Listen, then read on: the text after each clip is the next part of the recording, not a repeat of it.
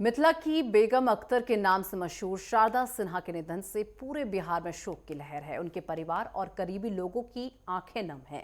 बिहार की स्वर कोकिला का दिल्ली के एम्स में मंगलवार को निधन हो गया। शारदा सिन्हा लंबे समय से कैंसर से जूझ रही थी और शारदा सिन्हा का जन्म 1 नवंबर 1952 को हुआ था। 72 साल की उम्र में अपने जन्मदिन से ठीक 4 दिन बाद उन्होंने दुनिया को अलविदा कह दिया। इस खास रिपोर्ट को देखिए।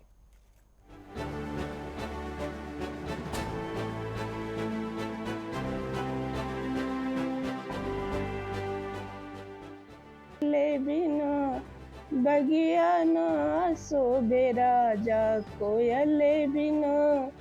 मिथिला की बेगम अख्तर के नाम से मशहूर शारदा सिन्हा के निधन से पूरे बिहार में शोक की लहर है। उनके परिवार और करीबी लोगों की आंखें नम हैं। बिहार की स्वर कोकिला का दिल्ली के एम्स में मंगलवार रात निधन हो गया। शारदा सिन्हा लंबे समय से कैंसर से जूझ रही थी। शारदा सिन्हा का जन्म 1 नवंबर 1952 को हुआ था।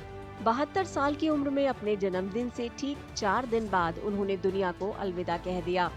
हम लोगों को तो अभी सुबह में 5 बजे में मिला समाचार, जो अब उनका जो है सो देहांत हो गया 9:30 बजे रात्रि में। काफ़ी मर्माहित है इस गांव के लोग। हाँ, ये इस गांव के लोग बहुत दुखित हैं। जो हमारे गांव के प्रतिष्ठित लोग और माननीय लोग थे, संगीत में थे, भोजपुरी में इतना कलाकार बड़ा थे और वो चले गए, तो इसलिए तो हम लोग तो दुखित है ये हैं कि 1 महीना 2 रोज पहले उनका पति मर गया। उसमें गए थे तो वहाँ दिल्ली से अबे किए। उनको ब्लड कैंसर था और उसके बाद वो तुरंत आए। अब फिर 15 रोज में फिर चले गए। वहाँ गए तो सब खबर आते रहता था कि ऐसे हैं वैसे हैं। रात उनका 9:30 बजे देहांत हो। उनका ससुराल था, आना जाना लगातार था, क्या था? हाँ, हर छठ में आते थे। शारदा सिन्हा ट्रेंड शास्त्रीय संगीत गायिका थी। उनकी गायकी में शास्त्रीय संगीत और लोकगीत की छाप साफ नजर आती थी। शारदा सिन्हा के अचानक इस दुनिया से रुखसत होने से उनके करीबी बेहद दुखी हैं। तो हम लोग शुरू से जानते हैं उनको। ये जो कथा जो आजकल जाने हैं सो नहीं जाने हैं। सबसे पहले हम ही आए थे। मेरा 4 साल 5 साल पहले शादी हुआ था, बाद में उनका शादी हुआ। अब अंत हो गया तो शोक तो सबको है। जो घर का बच्चा था, हम लोग को रहते हुए वे चला गया, प्रभु उनको ले गया, तो कष्ट तो है।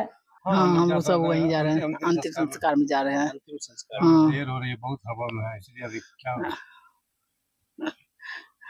कौन हुए आप? मेरी बड़ी बहन हुई। आपकी बड़ी बहन? जी। अपनी?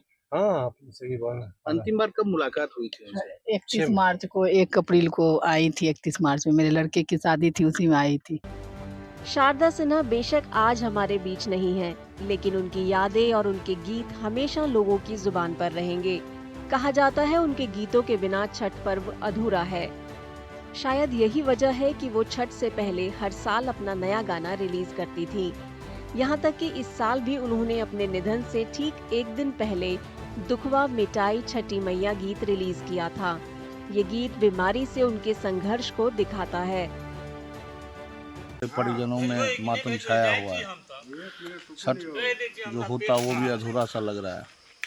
इस बार तो हम लोग का छठ भी नहीं हुआ, क्योंकि उन्हीं के रहने से छठ की शुरुआत होती थी।